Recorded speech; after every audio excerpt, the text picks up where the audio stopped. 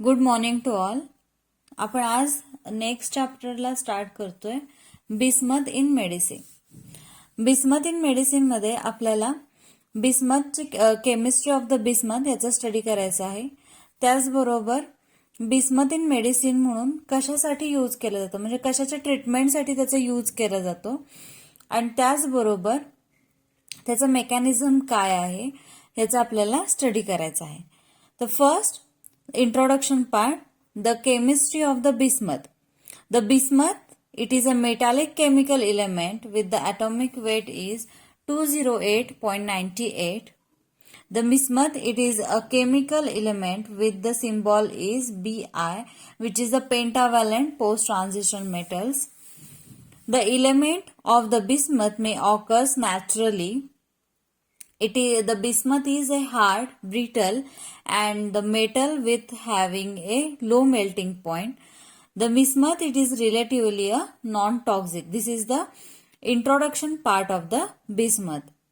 Then, when the bismuth is used as a medicine or to treatment the diseases, then the medications which is used to treat the occasional upsets of the stomach, heartburns and nausea. It is also used to treat the diarrhea, which helps to prevent from the diarrhea. त्याचा use कशासाठी केला जातो की जे stomach related जे disease आहेत, म्हणजे stomach ulcer असेल तर त्याच्या ट्रीटमेंटसाठी बिस्मथ इन मेडिसिन म्हणजेच बिस्मथचा ॲज अ ड्रग म्हणून यूज केला जातो, मेडिसिन पर्पज साठी यूज केला जातो. The medications which is used under the doctor's directions with other medications to treat the some ulcers caused by the certain bacteria. जे stomach ulcers आहेत ते stomach ulcer एका बॅक्टेरियापासून फॉर्मेशन होतात. मग ते बॅक्टेरिया फॉर्मेशन्स कुठले आहेत तर हेलिकोबॅक्टर पायलोरी हे जे बॅक्टेरिया आहे ह्याच्यापासून स्टमक अल्सर्स फॉर्मेशन होतं. आणि काही इयर्स नंतर जर का त्याच्यावरती योग्य ट्रीटमेंट झाली नाही तर त्याचं कन्व्हर्जन मग स्टमक कॅन्सरमध्ये होऊ शकतं. त्यामुळे it is a very danger. So to treat for the stomach ulcers used the bismuth as a drug. The bismuth in medicines that is the helicobacter. हे जे हेलिकोबॅक्टर पायलोरी आहे हे बॅक्टेरियाज आहेत. या बॅक्टेरियापासून स्टमक अल्सर फॉर्मेशन होतं आणि त्याचं conversion नंतर कॅन्सरियस स्टमक कॅन्सर्समध्ये होऊ शकतं. मग त्याची ट्रीटमेंटसाठी बिस्मथचा यूज केला जातो. The bismuth which is act as a antimicrobial agents against the Helicobacter pylori by disrupting the organism's cell walls. The bismuth may also interfere with the Helicobacter pylori to a gastric epitheliums as well as inhibiting the organism's urease and proteolytic activities. Stomach मध्ये जे epithelial cells आहेत ते epithelium सेल्सला damage करून तिथं stomach अल्सर्सचं formation होतं. यावेळेला जे हेलिकोबॅक्टर pylori आहेत त्यांच्यामध्ये युरिएज तयार झालेलं असतं किंवा युरियाचं पर्सेंटेज प्रेझेंट असतं. ते एपिथेलियल सेल्समध्ये जाऊन त्याचबरोबर ऍसिड जे आहेत जे की आपल्या इनर स्टमकमध्ये प्रेझेंट असतात, जे की युजफुल असतात डायजेस्ट द फूडसाठी, म्हणजे फूड डायजेस्ट करण्यासाठी ऍसिड लेयर्स प्रेझेंट असतो स्टमकमध्ये जो की इम्पॉर्टंट असतो द फूड डायजेस्ट करण्यासाठी. तर त्याला ब्रेक करून स्टमक अल्सर्समध्ये त्याचं कन्व्हर्जन होतं. मग त्याच्यावरती ट्रीटमेंट म्हणून बिस्मथचा ॲज अ ड्रग म्हणून यूज केला जातो. तर आपण हेलिकोबॅक्टर पायलोरी जे आहे त्याचं स्ट्रक्चर बघूयात आणि त्याचं मेकॅनिझमचा स्टडी करूयात. The helicobacter pylori. Helicobacter pylori हा जो बॅक्टेरिया आहे या बॅक्टेरियामुळं द स्टमक अल्सर्स फॉर्मेशन होऊ शकतं. म्हणून ह्याचं मेकॅनिझम आणि स्टमक फॉर्मेशन कसं होतं आणि त्याचा use bismuth as a drug म्हणून त्याचा यूज कसा केला जातो याचा आपण स्टडी करूयात. It is a gram negative bacteria.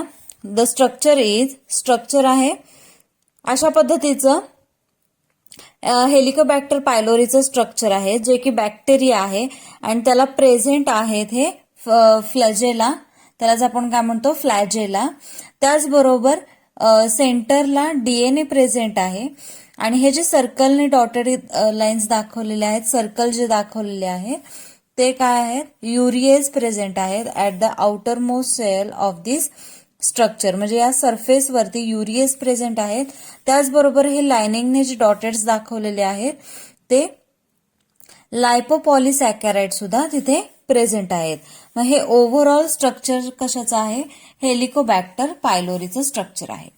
मग helicobacter pylori which is commonly caused by the gastric and peptic ulcers diseases and the gastric cancers. कशासाठी रिस्पॉन्सिबल्स आहेत ते, तर gastric ulcers, peptic ulcers as well as the gastric कॅन्सरसाठी हे helicobacter pylori हे responsible आहेत की त्याच्यामुळे त्याचा असा डिसीज होऊ शकतो. The helicobacter pylori that is the HP which is a type of the bacteria. This terms can be enter in to the body and live in the digestive tract. हे जे germs आहेत, जे bacterias आहेत ते बॉडीमध्ये enter करतात आणि digestive tract and स्टमकमध्ये त्यांचं फंक्शन्स कॅरी करतात. त्याच्यामुळं काय होतं की गॅस्ट्रिक किंवा स्टमक अल्सर्स होण्याचे चान्सेस वाढतात. The after many years they can cause the ulcers in the stomachs or the upper part of the small intestines. हे जे स्टमक अल्सर्स फॉर्मेशन आहे हे लगेच 1-2 दिवसात होत नाही. हे याच्यासाठी खूप कालावधी जावा लागतो, म्हणजे काही वर्ष सुद्धा जावे लागतात आणि त्याच्यानंतर त्याचं फॉर्मेशन कशामध्ये होतं, तर स्टमक अल्सरमध्ये त्याचं फॉर्मेशन होतं. तर आपण डायग्रामॅटिकली त्याचा स्टडी करूया. This is the structure of the stomach. हे जे आहे हे स्ट्रक्चर स्टमकचं आहे. यामध्ये इथे बॉडी पार्ट हा प्रेझेंट आहे. त्याचबरोबर ह्या पार्टला अँट्रम असं म्हणतात आणि त्याचबरोबर हा जो पार्ट आहे या पार्टला पायलोरस असं म्हणतात. This is the structure of the stomach. हे स्टमकचं स्ट्रक्चर आहे. या स्ट्रक्चरमध्ये ह्याचा जर का पार्ट बघितला, एक छोटा पार्ट जर का ह्याचा आपण बघितला तर बघा या पार्टमध्ये हा जो लेयर आहे हा लेयर इपिथेलियल सेल्स आहे. इपिथेलियल सेल्सच्या वरती जो लेयर आहे तो म्युकसचा लेयर आहे आणि त्याच्यावरती जो लेयर आहे तो ऍसिड लेयर आहे. आणि त्या ऍसिड लेयर्सच्या वरती lumen of the stomach present असतं, म्हणजे surface of the acid layer, the lumen of the stomach present असतं. हे अशा पद्धतीनं स्टमकचं इनर पार्टचं स्ट्रक्चर आहे. आणि या एपिथेलियल सेल्समध्ये जंक्शन प्रेझेंट असतं की जे सेल्सला कनेक्टेड असतील.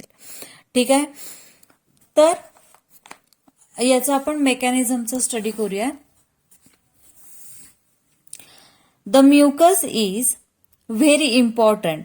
दे acts as a barrier from the hydrochloric acid layer on the top. जे काय करतात, बॅरियर्सचं काम करतात. म्युकस जे आहे ते बॅरियर्सचं काम करतात. इथं ऍसिड लेअर प्रेझेंट असल्यामुळं एपिथेलियल सेल्स पासून प्रिव्हेंट करण्यासाठी म्युकसचा उपयोग होतो.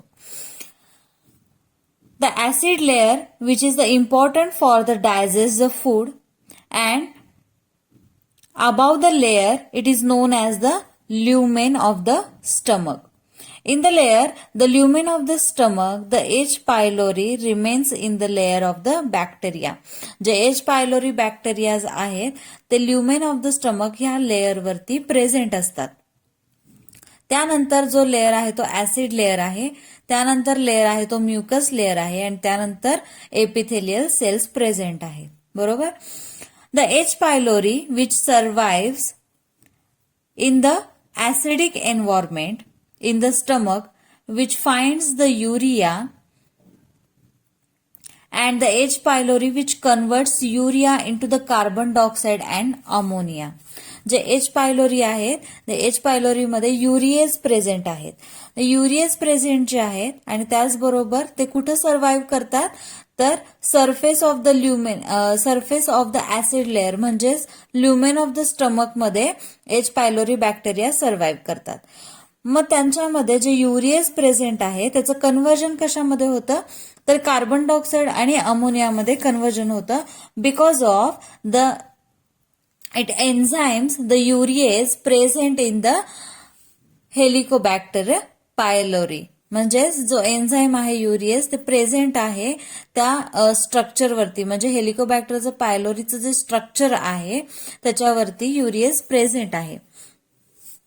In the layer of the lumen of the stomach, the H. pylori which remains in the layer of the bacteria. जे H. pylori जे आहे ते ह्या लेअर वरती सर्व्हाइव्ह करतात. त्यानंतर जे H. pylori आहेत ते ऍसिडिक मीडियम मध्ये, म्हणजे सर्व्हाइव्ह कशात करतात, ऍसिडिक एन्व्हायरमेंट मध्ये, आणि त्याचं कन्व्हर्जन कशामध्ये करतात, तर कार्बन डायऑक्साईड आणि अमोनियामध्ये कन्व्हर्जन करतात. The urease which converted in to the urea and water to the carbon dioxide आणि अमोनिया. त्याचं कन्व्हर्जन कशामध्ये केलं जातं, युरियाचं कार्बन डायऑक्साईड आणि अमोनियामध्ये केलं जातं. The ammonia which is the alkaline, so which neutralize the acidity. काय केलं जातं, हे अमोनिया युरियाचं कन्व्हर्जन कार्बन डायऑक्साईड आणि अमोनियामध्ये जेव्हा केलं जातं त्यावेळेला अमोनिया जो आहे तो अल्कलाइन आहे, त्यामुळं तो हा जो लेअर आहे ऍसिडिक लेअर, तो काय करतो, ऍसिडिक लेअरचं कन्व्हर्जन अल्कलाइन मध्ये करतो. म्हणजेच काय की न्यूट्रलाइज करायला बघतो, जे ऍसिडिटी आहे ती न्यूट्रलाइज करायला बघतो with the help of the ammonia. Therefore the H pylori to move down the epithelial cells to the stomach.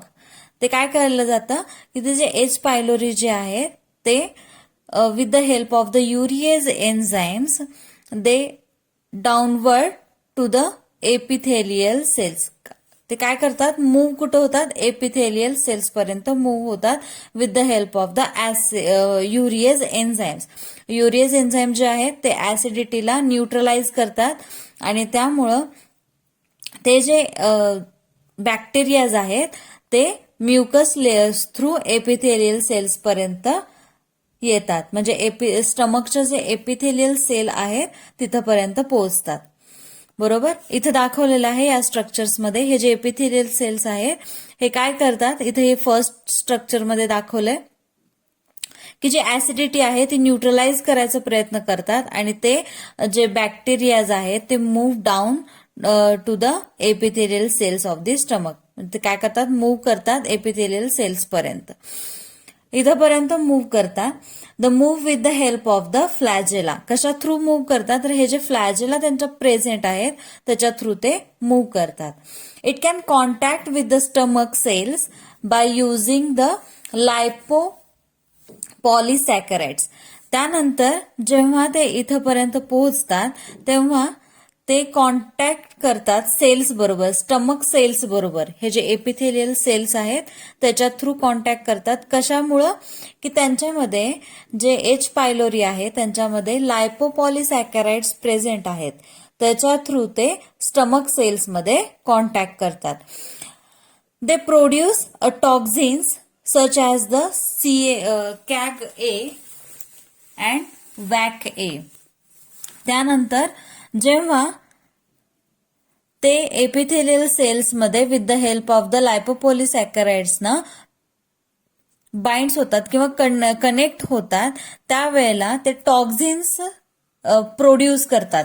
ते टॉक्झिन्स कुठले प्रोड्यूस करतात, तर कॅग ए अँड वॅक ए असे दोन टाईपचे जे टॉक्झिन्स आहेत ते प्रोड्यूस करतात.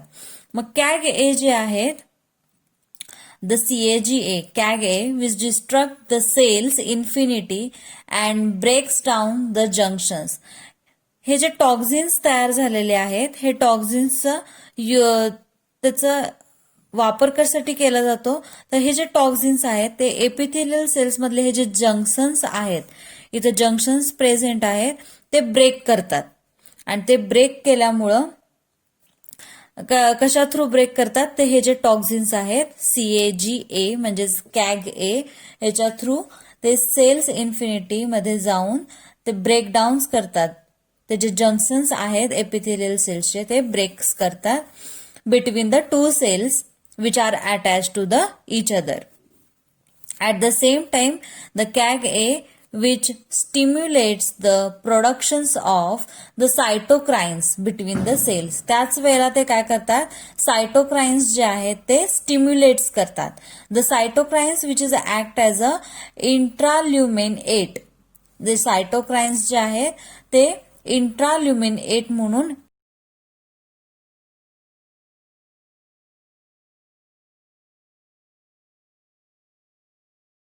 या स्ट्रक्चरमध्ये इथे एपिथेलियल सेल्स आहे, त्याचबरोबर वरती म्युकस लेअर आहे, ऍसिडिक लेअर आहे आणि ल्युमेन स्टमकचा हा लेअर आहे.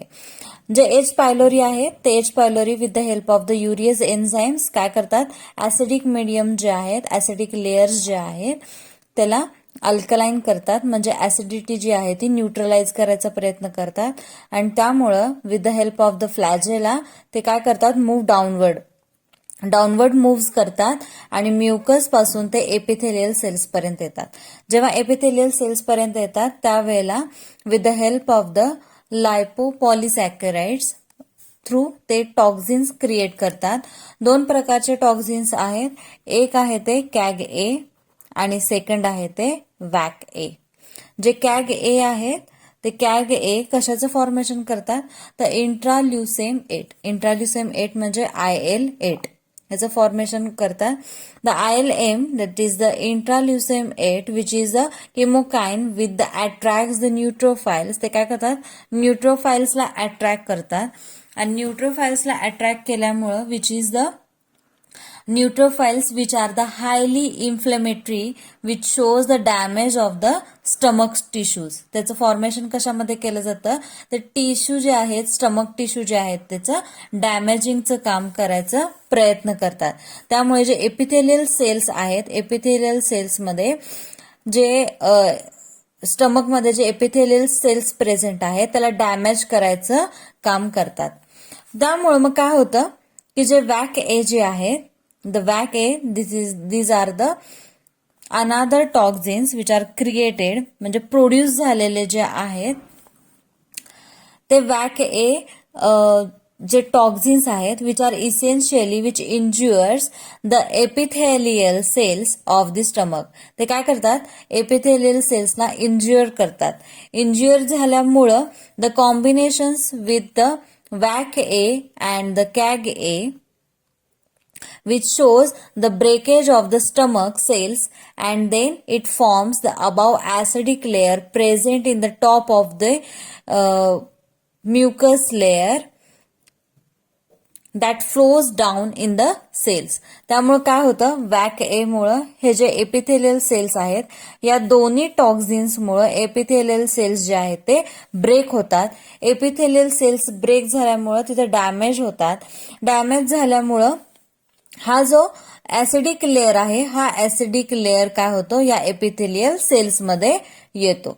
म्हणजे हा ऍसिडिक लेअर जेव्हा एपिथेलियल सेल्समध्ये येतो, the hypochloride acid layer comes in the epithelial cells. म्हणजे या सेल्समध्ये हे जे सेल्स जे आहेत हे ब्रेक्स होतात आणि तिथं हा जो वरचा ऍसिडिक लेअर जो आहे तो काय होतो, त्या सेल्समध्ये येतो. And which damage the tissues and this ulcer is form. आणि त्यामुळे तिथं अल्सर फॉर्मेशन होतं आणि तिथले जे टिश्यूज आहेत ते टिश्यूज डॅमेज होतात. सेल्स ऍपोप्टोसिस म्हणजेच काय की सेल डॅमेज होणे, तिथं सेल डॅमेज होतात आणि तिथं अल्सर फॉर्मेशन होतं.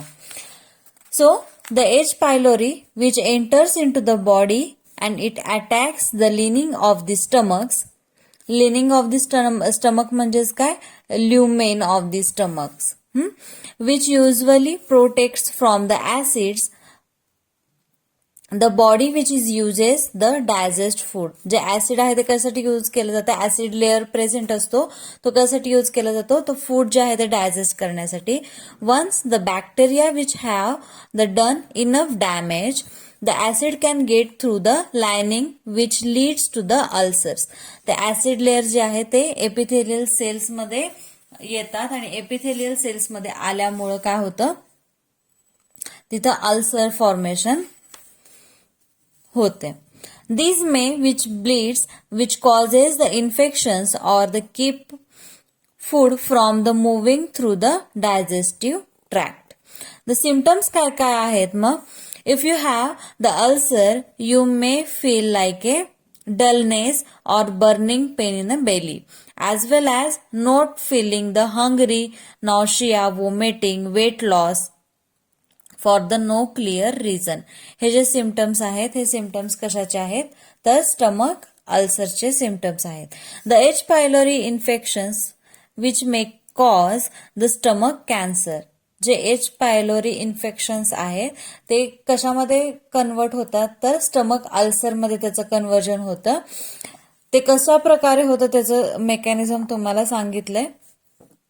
स्टमक अल्सरमध्ये कन्व्हर्जन झाल्यानंतर काही वर्षानंतर त्याचं कन्व्हर्जन स्टमक कॅन्सरमध्ये होऊ शकतं.